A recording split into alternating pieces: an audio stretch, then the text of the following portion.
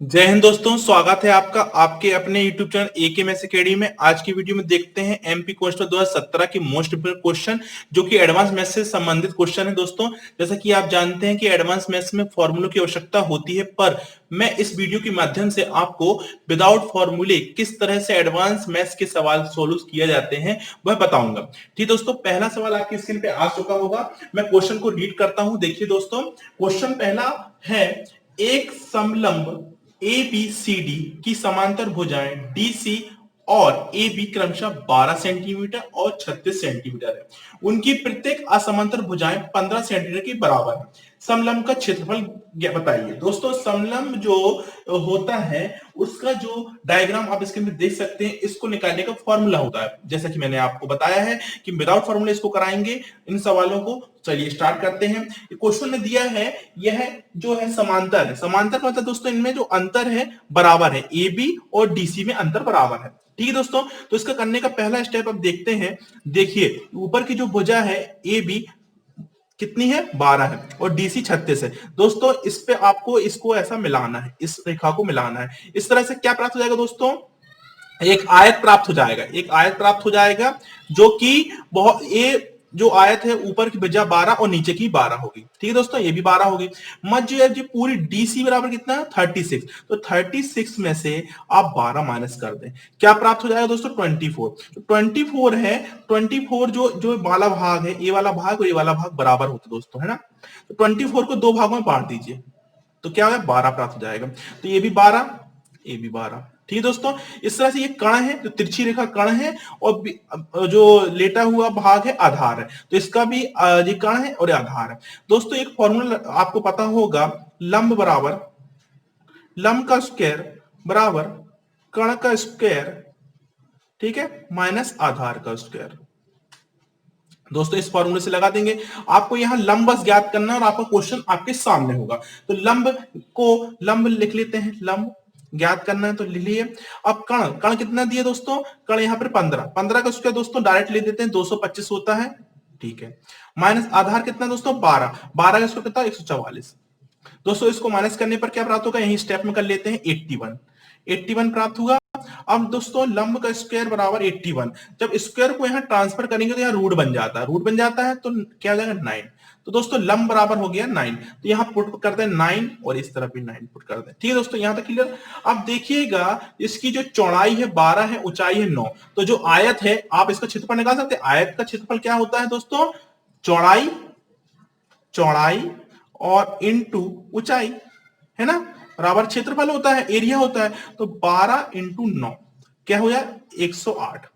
ठीक है दोस्तों, 108 प्राप्त होगा आपको। अब आपको ये बीच वाला भाग प्राप्त हो गया। अब भाग बचा क्या, ए वाला भाग, तिरछा वाला। तो आप जानते होंगे कि इस भाग को, ये तिरछा है। ठीक है दोस्तों, इस तरह से भाग है, मैं यहां बना दे रहा हूं जे। देखिए, ऐसा डायग्राम है। ठीक है, ए कितना है, 9 है। दोस्तों, ध्यान से देखिएगा, बिना फॉर्मूले से करा रहा हूं, बहुत अच्छा सवाल है। ये 9 है और 12 है। ठीक है, ये आधा भाग है। आधा भाग स्कोर उठा के यहां ऐड कर दूं तो ये भी 12, ये 9। तो एक प्रकार से ये क्या बन जाएगा, ये भी आयत बन जाएगा। तो ये भी क्या हो जाएगा, 12 नम्मा 108 हो गया। इन दोनों को प्लस करेंगे आप तो क्या आएगा, 216।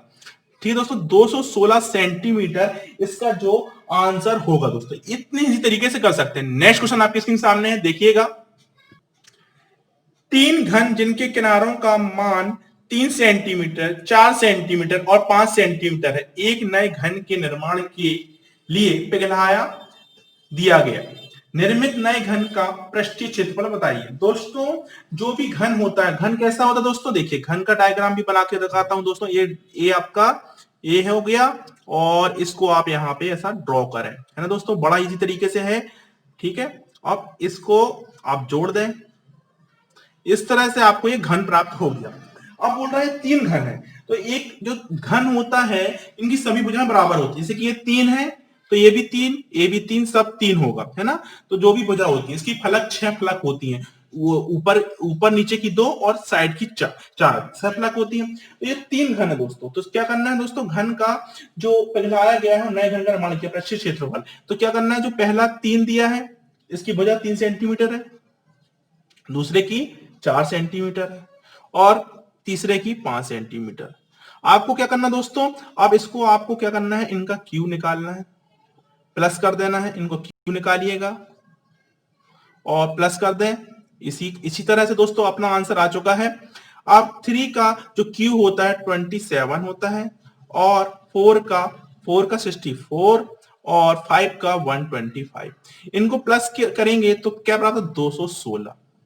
दोस्तों पूछा गया था क्वेश्चन में, क्वेश्चन पूछा गया था नए घन का पृष्ठीय क्षेत्रफल। दोस्तों इस तरह से आप निकाल सकते हैं पृष्ठीय क्षेत्रफल, है ना दोस्तों।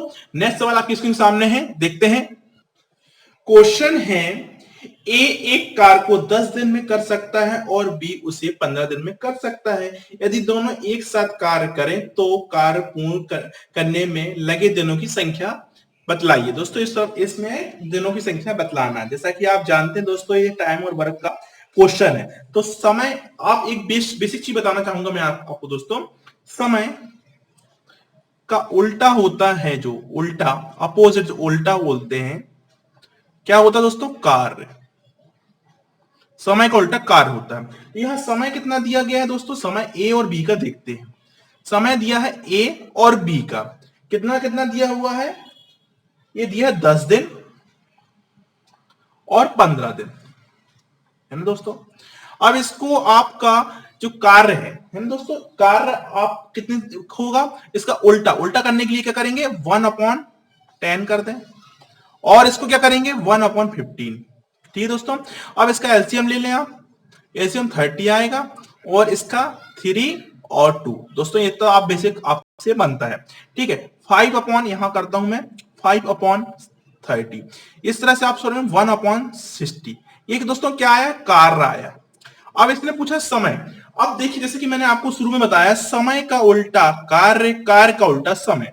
तो कार्य है 1/6, तो समय कितना हुआ दोस्तों, अब इसको आप उल्टा कर दें तो समय कितना हो जाएगा, 6 दिन लगेंगे। दोस्तों इस तरह से कर सकते हैं।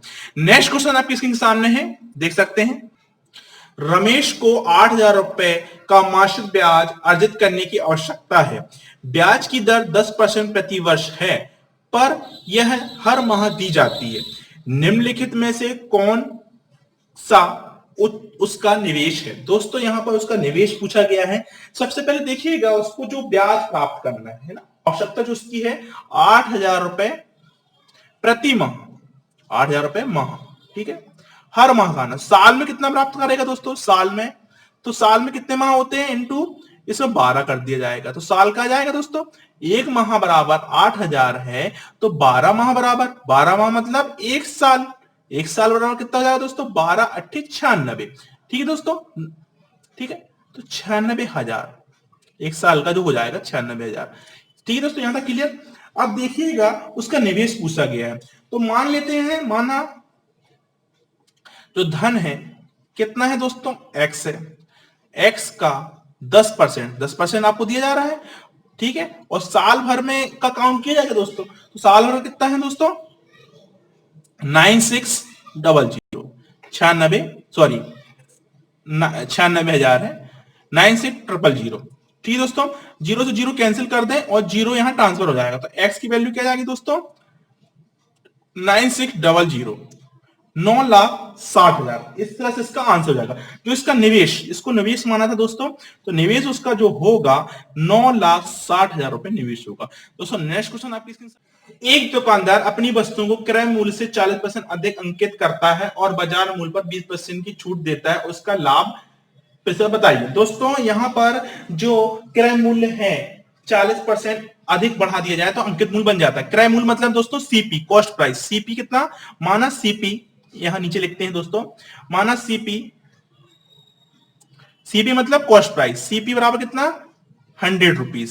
ठीक है दोस्तों, और मार्क प्राइस कितना हो जाएगा, मार्क प्राइस मतलब अंकित, अंकित मूल्य, मार्क प्राइस अंकित मूल्य इसको बोलते हैं।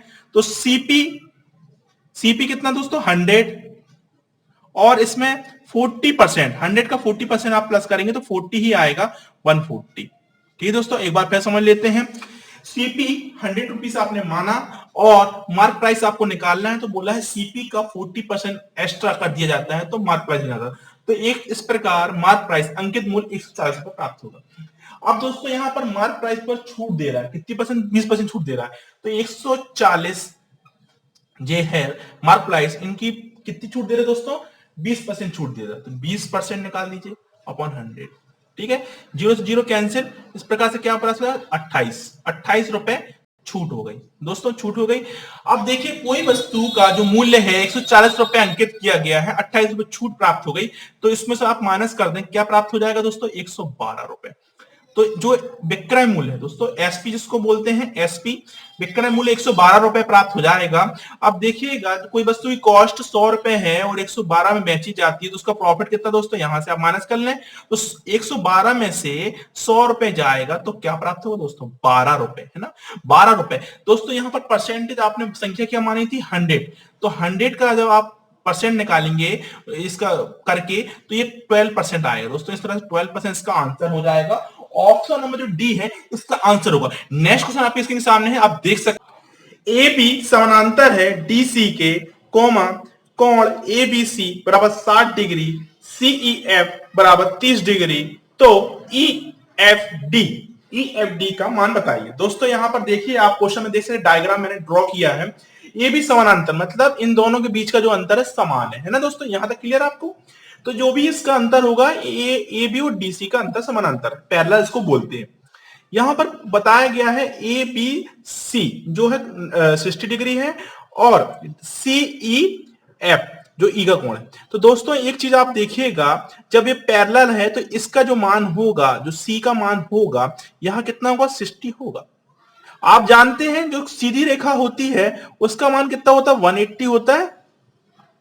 तो दोस्तों यहां पर आप देख सकते हैं सीधी रेखा है, 180 डिग्री होगा, तो 180 होगा ये सीधी रेखा का, जब इसका 60 माइनस कर देंगे 180 में से 120 प्राप्त हो जाएगा। तो इस तरह से हमको ये इसका 120 प्राप्त हो गया। पूछा क्या गया है, ईएफडी का मान पूछा गया है दोस्तों। तो देखिएगा त्रिभुज के तीनों कोणों का मान कितना होता है, त्रिभुज के तीनों कोणों का मान लेते हैं, कोई भी कोण ए बी सी है तो कितना 180 होता है, ठीक है दोस्तों। तो यहां पर जो मान दिया है 120 प्लस 30, दो मान दिए, तीसरा मान नहीं, एक्स मान लेते हैं, इसको एक्स मान लेते हैं, और बराबर इक्वल टू 180। दोस्तों आप इसको प्लस करेंगे तो 150 और 180 से माइनस कर दीजिए, क्या प्राप्त हो जाएगा दोस्तों, डिग्री की बात हो रही है, 30 डिग्री प्राप्त होगा। तो इस तरह से जो इसका मान है 30 डिग्री प्राप्त हो जाएगा दोस्तों। जो इसका आंसर होगा, जो बोला गया है, कोण ई एफ और डी का जो मान होगा दोस्तों, ईएफडी का जो मान होगा 30 डिग्री होगा। अगला क्वेश्चन आपकी स्क्रीन सामने देख सकते हैं।